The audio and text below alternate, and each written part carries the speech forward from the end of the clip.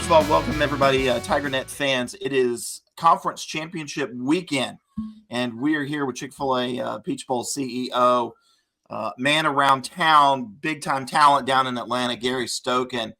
Gary, thanks for being with us, and we're just going to jump right in here. First of all, we were there, with you guys at the beginning of the season with Georgia. Now you've got Georgia back. A lot of conference championship games this weekend that have a bearing on the college football playoff. How exciting is all of this? Well, it's a great time of the year, as you said. And as we mentioned to both Georgia and Clemson, they want to play at least 3 times in the Mercedes-Benz Stadium in Atlanta. So possibly with a win in Charlotte, Clemson could do it twice. And then you never know, still have the chance to come back on the 20th. And Georgia's back in for a second time this weekend with the SEC. So I'm not a prognosticator, but my calls have been pretty good so far. Gary, we're days away from finding out the bracket. It feels like a little bit more than finalized, but there are still some cracks, kinks that need to be worked out for this 12-team bracket. Clemson with a win gets in the playoff, like you said. But how have the calls and the production been? You said you've had some good ones here.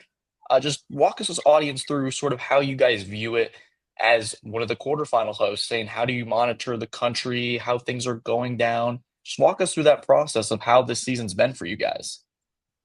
Well, it's been a lot of calls this year with the CFP, with my staff, and as well as the other New Year's Six bowl games, because we're going through a first-time process of setting up the 12-team playoff. Obviously the Orange and Cotton will host semis, but the Rose, the Peach, Sugar, and Fiesta will host quarterfinals. So a lot of planning's gone on to that because we want to make this as similar as possible for the teams playing in the quarters and the semis. And then obviously the national championship is run by the CFP in Atlanta this year. So a lot of calls with CFP, a lot of planning on our part with, the different brackets as they come out. I think this weekend in Charlotte's going to be the most interesting and have the most impact on what we see on Sunday. Yeah, you did mention that. Go ahead, David. Well, and I was going to ask, a lot of Clemson fans are kind of the opinion, hey, let's say that Clemson wins Saturday. They beat SMU, can win handily, and I have a child bleeding all over the place. But do you think Clemson has a chance to earn a top 4 bye? Well, a lot depends on obviously what happens with Boise State in the Mountain West, and then with Arizona State, Iowa State out there in the Big 12. There is a scenario where Clemson, by beating number 8 SMU, the committee could look at that and say, hey, they deserve to move up and put them ahead of Boise State with a win, and Arizona State, Iowa State, whoever wins that in the Big 12. So if they did, then certainly Clemson would get a bye at 10-3 and the ACC champ. If Arizona State, Iowa State winner, and Boise State get placed ahead of Clemson, then Clemson more than likely would move to the 12 seed and play against the number 5 team on an away game at that number 5 home site. There's also a possibility that a team playing in Atlanta this Saturday maybe head back to Atlanta once again in consecutive games. The Georgia Bulldogs playing Texas in the SEC Championship might be pretty likely based on geographical preferences that if the Bulldogs are a top 4 seed, they'll be choosing Atlanta. Gary, are you loving the consistency with where you start the year with Clemson and Georgia, and you very well are likely going to have one of the two in Atlanta for a college football playoff game? Well, I think Georgia would probably prefer to play at home. They'll probably play in Athens if they don't beat Texas and they do have to play a playoff game. But certainly both them and Clemson would like to get back to Mercedes-Benz Stadium in Atlanta for the championship game on the 20th of January. Talking about Clemson or Georgia really fast and Texas this weekend. This is a little different deal. You're used to having an Auburn and an Alabama and a Georgia and teams like that in this championship game, Florida. Now you're bringing in a team from way out there in the Lone Star State. You got those Texas Longhorns. What do you expect the crowd to be like? Oh, I think you'll probably see a 70-30 Georgia to Texas. Obviously, both teams get their allotment from the SEC, but because there's so many people that own suites and PSL seats that are Georgia fans, um, and it's, obviously a lot closer. They don't have to spend as much money on tickets, whatever. I think you'll see a large contingent of Georgia. The interesting thing too is they could wind up playing a third time because the SEC champ will get the bye into the Sugar Bowl. The Big Ten champ will get the bye into the Rose Bowl. And you could see a scenario where either Texas or Georgia, whoever loses, gets a home game and then winds up playing into the Sugar Bowl quarterfinal. So could be a third time that Texas and Georgia would match up. Certainly that playoff chaos is something to watch for, Gary. But looking at sort of just a larger field at play, how long does it take for you guys to start ramping up preparations for a playoff game like this? When you look at you had the SEC Championship obviously this weekend, but then you go to it's only a couple more weeks until the playoff. Just what is this process like going from okay, we have the SEC Championship in a couple days. Yeah, Now we got to prepare for a quarterfinal.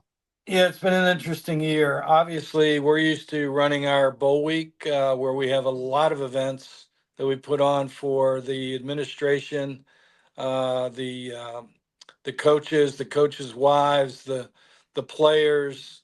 Um, but because we're in a playoff situation now, that's all changed. Where teams will probably come in, Sunday for dinner.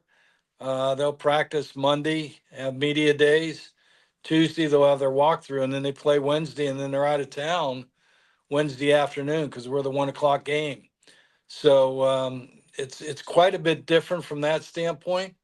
On the other side, because it's the CFP that owns the playoff now, we've all had to have a lot of meetings between the New Year's Six and the CFP to plan what is a playoff, just like the NCAA basketball bracket. So it's been fun and interesting, something different, obviously. But we look forward to it. And, we'll host the national championship in January with the CFP. And then Atlanta will also have the semifinal next year. So within basically a calendar year, Atlanta will host all three of the CFP playoff formats. Of course, that's a gorgeous stadium. Dabo Swinney, obviously the rankings are a big deal right now. Everybody talking about Alabama being in over Miami, and I'm not going to get into the weeds with that with you, but Dabo said sometime there will be a 3-loss national champion, and he basically said, "Why not us?" Do you think that this 12-team playoff with what could be a 3-loss national champion? Who knows? Let's just say Georgia loses Saturday, right? And that would be their third loss. But yet we know that might be the best team in the country could come back and win it with 3 losses. Do you think that this 12-team playoff is the way to go for now? Well, I do think it has elevated viewership as well as attendance in college football, which is only the second most favorite sport behind the NFL. So I think it's elevated the sport because we've had more teams with more opportunities for the 12 teams playoff. Here we are in the first week of December. We still have teams vying for those spots. So in the 14 playoff, if you had a loss in September, you couldn't afford another loss because no two-loss team had ever made it to the 14 playoff. So here we are with more teams vying for more positions, which has helped viewership, help attendance. So I think it's been great for college football. And, I do see an opportunity for any team, whether you're the 12th seed or not, to make a run and still win a national championship game. It takes, one or two injuries. It takes a break here, a break there, a turnover. And all of a sudden, these teams are very comparable, these 12 teams that'll be in the playoff. Something we were talking about actually is that this year is unique is that in my mind, you have a team like Georgia with potentially 3 losses that may be the best team. It really has been pretty even throughout when you look at sort of the teams. There's not really one dominant force so far, maybe besides Oregon, who's undefeated.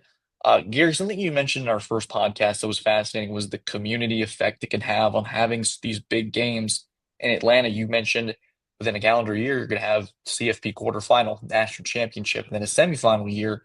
Just what's the buzz like in the city to say, hey, we're going to have these big games right in our backyard? Well, it's really great for us. We're a little bit different. We were the first bowl founded for charity, the ninth oldest bowl game, but the first game for charity back in 1968.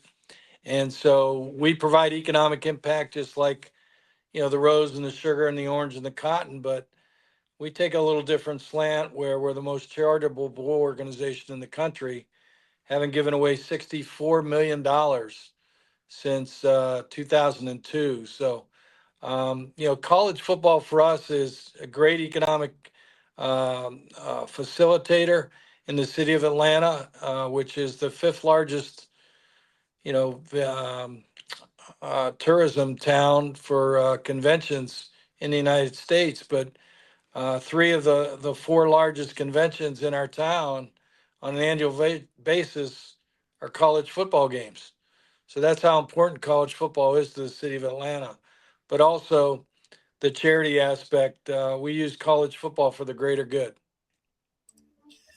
Well, so Clemson fans, you hear it. There is a chance Clemson could wind up in the Chick-fil-A Peach Bowl. Gary, if that happens, Grayson and I expect really nice hotel rooms somewhere down down near the stadium. We'll come down there and spend a couple of days with you guys. I know that there's a lot of events going on, around the College Football Hall of Fame.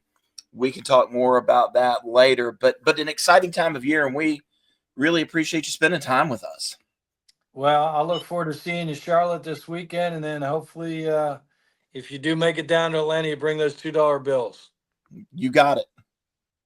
We'll have Thanks, more guys. on we'll have more on SMU Clemson later this week. And thanks to Gary for giving us some information on State of the College Football Playoff. Guys, thank you for tuning in. And we'll have more in Charlotte. Stay tuned for this National Signing Day and so much more. Take care.